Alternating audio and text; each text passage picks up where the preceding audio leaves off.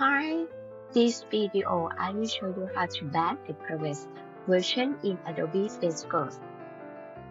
This is my artwork on Adobe Fresco and I need to show you how to revert to the previous version.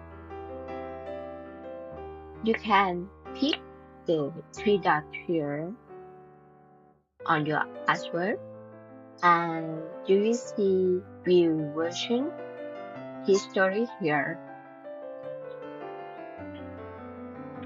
It will be show the automatic save from Adobe Fresco to the cloud.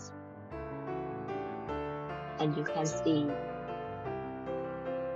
today, the time of today, the time of yesterday. Mine is Monday, last week. And you can click here. Oh, sorry. If you back to history, you can find when you click on the three dots of the time you need to back on your version.